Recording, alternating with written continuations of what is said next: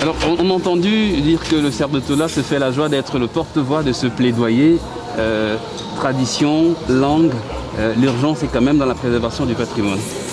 Oui, dans ce sens, cette conférence s'inscrit dans un cadre international extrêmement propice. Vous savez que l'Union africaine a déclaré 2021 l'année des arts, des cultures et des patrimoines comme levier de construction de l'Afrique que nous voulons.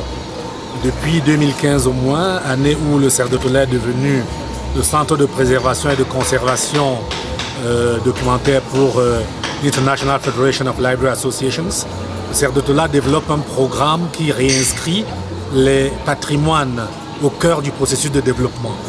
Et donc, par conséquent, cette conférence très spécifiquement montre comment la préservation des fonds documentaires, des patrimoines documentaires en zone de conflit contribue également à la culture de paix et à la consolidation, la reconstruction post-conflit. Tout à fait. Merci.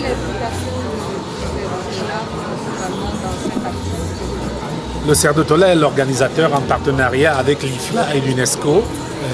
Mais le plus important, la raison pour laquelle la conférence est organisée, comme cela a été dit, le cerf de Tola propose en ce moment des programmes de consolidation des projections d'émergence des pays d'Afrique centrale. Donc il s'agit de résoudre le problème de faire voir aux décideurs, aux planificateurs, aux grandes institutions le bénéfice qu'il y a à mettre les cultures, les traditions et les patrimoines dans le processus de développement. Jusqu'ici, nous concevons la protection et la conservation comme étant un coût.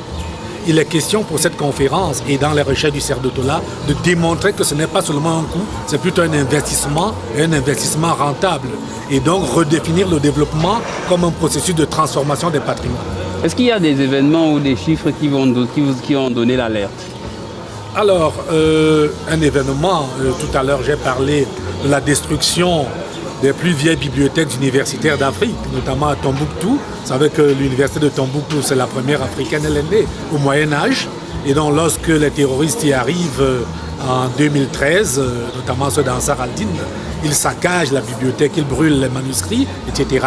Et donc les conflits internes en Afrique centrale, les conflits transnationaux, etc., font craindre de tels périls sur les fonds documentaires existants en Afrique centrale. Il s'agit donc non seulement de les protéger des déprédations très probables dans ce cas-là, mais également par la suite de les valoriser pour les mettre au service de la culture de paix, la consolidation de la reconstruction post-conflit. Nous vous remercions. Merci.